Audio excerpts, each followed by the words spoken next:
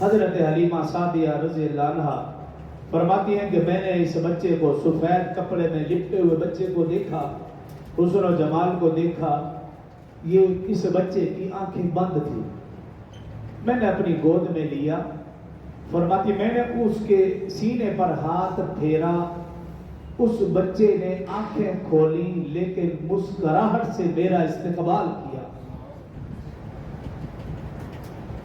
حضرت حلیمہ رضی اللہ عنہ فرماتی ہیں کہ میں نے اس بچے کو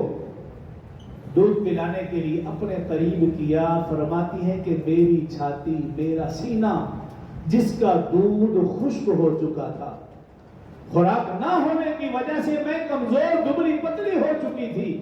فرماتی ہے جیسے ہی میں نے اس بچے کو اپنے سینے سے لگایا، لگانے کی دیر تھی، دودھ خود بخود میرے تھنوں میں اتر آیا۔ میں نے دائیں طرف کیا، اس بچے کو دودھ دیا، کچھ دیر کے بعد میں نے بائیں طرف کیا، اس بچے نے دودھ نہیں پیا۔ فرماتی ہے پھر میں نے دائیں طرف کیا، پھر دودھ پیا، بائیں طرف کروں تو وہ بچہ دودھ نہ پیے۔ میں حیران ہو گئی،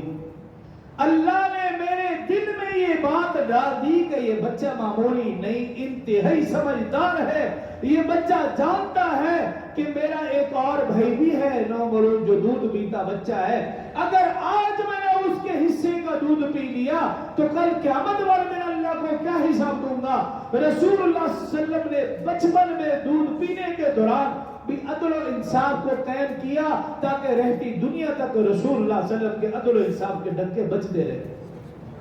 رسول اللہ صلی اللہ علیہ وسلم نے یہ درس دیا،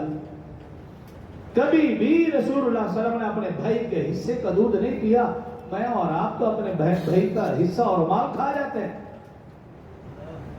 نام و نشان بھی نہیں، ان کو دینے کے لیے تیار بھی نہیں، اور اگر بہن حصہ مانگ رہے تو ہمیشہ کے لیے بات چیت ختم ہے، اس سے بولتے نہیں، آنا جانا ختم کر دیتے ہیں، اور کوشش ہوتی ہے کہ یہ ہماری زندگی میں ہی دنیا سے چلی جائے تاکہ حصہ دینا ہی نہ پڑے۔ تو تم اپنی جیب سے لائے ہو، اپنی محنت سے، باپ کا دیا ہوا حصہ ہے، جس کا حصہ دو۔ خیر رسول اللہ صلی اللہ علیہ وسلم نے یہ پہلے دن سبق دیا۔